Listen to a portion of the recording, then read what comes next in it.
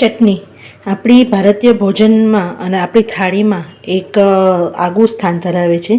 પણ જનરલી આપણે ચટણી બે ત્રણ ફોર્મમાં જ આપણે ખાતા હોઈએ છીએ. એક આપણે કોથમીર અથવા કોથમીર ફુદીનની ચટણી.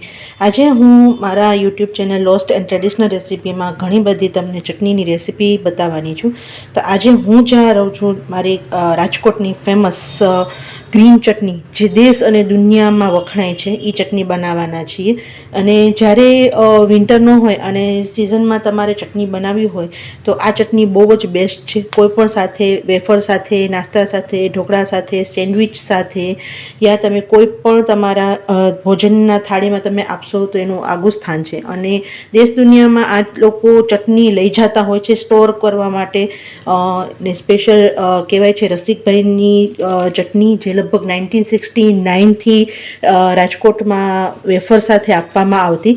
ત્યારે તો ફ્રી ઓફ વેફર સાથે ફ્રીમાં આપતા અને હવે તો એના બલ્કમાં ચટણીઓ વેચાતી હોય છે. તો આપણે ઘરે કેવી રીતે બનાવી એના માટે મગફળી લીધી છે. આ ચટણી છે ને વગર પાણીએ બને છે જેથી લાંબા સમય સુધી સ્ટોર કરી શકાય.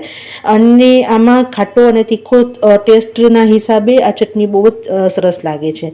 તો મગફળી છે, આપણે પીનટ છે, સેજ તીખા મરચાં લીધા છે અને 2 લીંબુનો રસ લીધો છે. હવે આ ચટણી વગર પાણીએ બનાવવાની છે ને એટલે આપણે ચટણી સ્મૂથ બને ને એટલા માટે હું જે સ્ટેપ કહું છું એવી રીતે તમે કરશો ને તો ચટણી તમારી સ્મૂથ બનશે. તો પહેલે છે ને આવી રીતે મગફળીને અધકચરી પીસી લેવાની છે તમારે.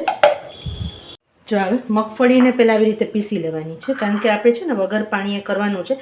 અને ફરીથી આપણે એને અલગ બાઉલમાં કાઢી લેશું. અને હવે આપણે મરચાંને પણ એમને ડાયરેક્ટ કંઈ પણ વસ્તુ નાખ્યા વગર એને પણ મિક્સરમાં એમને ફેરવવાનું છે. તો આપણે મરચાંને જો આવી રીતે પીસી લીધું છે. અને હવે બધી વસ્તુ નાખવાની છે. હવે આપણે મગફળીનો આપણે કચરો જે પાવડર કરેલો છે ને એ નાખી દેશો. જો આવી રીતે કરશો ને તો તમારે વગર પાણીએ પણ તમારે બહાર એકદમ જે સ્મૂધ મળે છે ને એવી ચટણી થશે.